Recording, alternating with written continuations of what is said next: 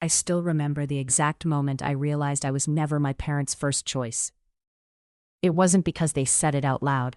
It was because of the way they smiled at my younger brother while looking right through me. Growing up, I believed if I worked hard enough, everything would eventually become fair. I stayed up late studying while my friends went out. I earned top grades. I volunteered after school. I worked part-time at a local bookstore every weekend to save money for college because I knew my parents weren't wealthy. At least, that's what they always told me. "We have to be careful with money," my mom would remind me whenever I asked about college visits. "We'll do our best," my dad would add before changing the subject. So I never complained. I applied for scholarships. I skipped vacations. I reused old textbooks. Every sacrifice felt worth it because I had one dream. I wanted to become an architect. The day I received my acceptance letter from my dream university, I cried so hard I could barely read it. I ran into the kitchen holding the envelope with shaking hands. "Mom, Dad, I got in." For a second, they smiled. Then my brother walked in. "What happened?" he asked. Mom hugged him first. "Your sister got accepted." He shrugged. "Cool, that was it. No celebration, no cake, no family dinner, just another ordinary evening." I convinced myself it didn't matter, because I believed the hardest part was over.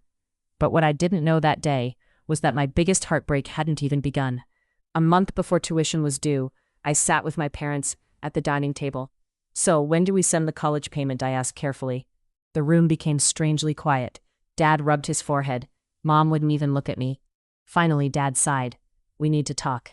Every word that followed shattered something inside me. "We can't pay for your college." I stared at them. "What do you mean?" "The money isn't there anymore." I couldn't breathe. "What happened to my college fund?" Mom finally whispered. "We used it." My heart dropped. "For what?" No one answered immediately. Then my brother walked downstairs wearing the biggest smile I'd ever seen.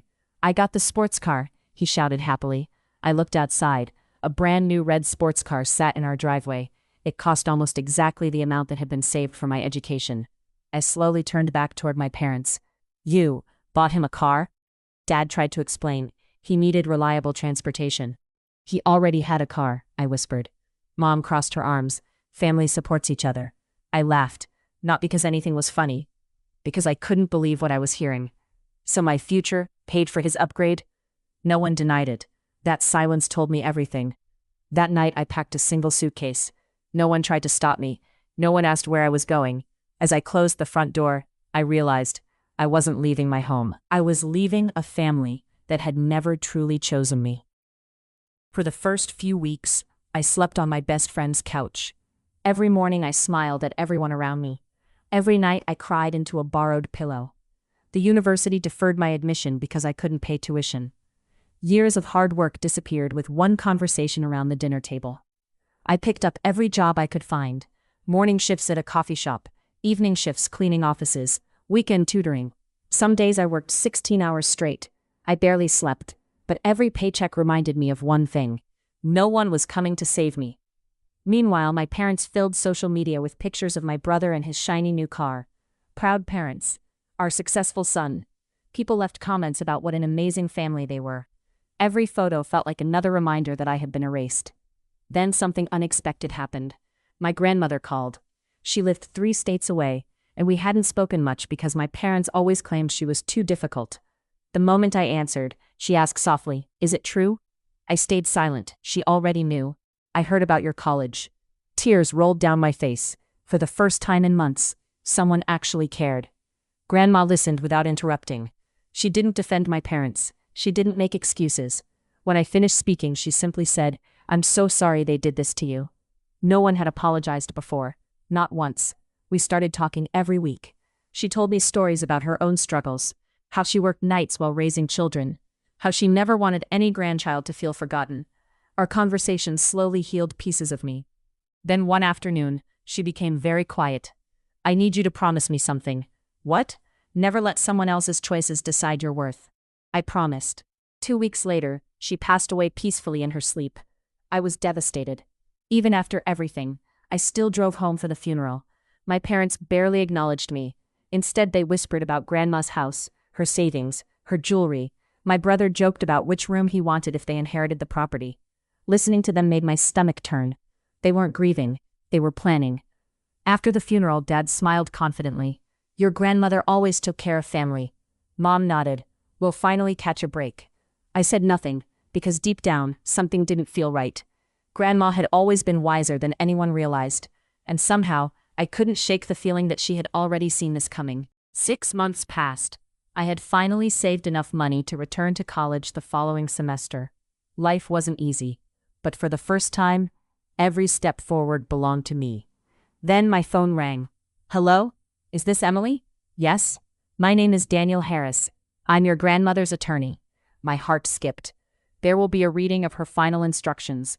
I almost didn't go, but something told me I should. When I arrived, my parents and brother were already there. They barely looked at me. Dad smiled confidently. This shouldn't take long. The lawyer opened a folder. Then he began reading. My estate will not be divided equally. The room became silent. I leave my home, investments, and savings to my granddaughter Emily. Mom gasped. Dad stood up. There must be some mistake. The lawyer calmly continued. My reason is simple. He unfolded another handwritten letter. My granddaughter never measured love by money. She earned every opportunity, with honesty, kindness, and determination. She was the only one who visited me, without expecting anything in return. Tears filled my eyes. The lawyer kept reading. I know what was taken from her. This gift is not revenge. It is restoration. Mom began crying. My brother stared at the floor. Dad demanded the will be challenged. The lawyer simply slid another document across the table. Your mother anticipated that. It included years of updated legal paperwork, witnesses, medical evaluations. Everything had been prepared perfectly. There was nothing they could do. Outside the office, my parents finally approached me.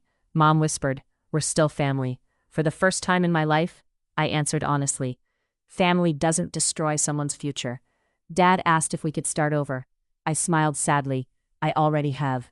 I used part of Grandma's inheritance to finish college. I graduated with honors. Years later, I opened my own architecture firm. On opening day, I placed one framed photo inside my office. Grandma was smiling in the picture. Under it, I placed a small plaque with the words she once told me. Never let someone else's choices decide your worth.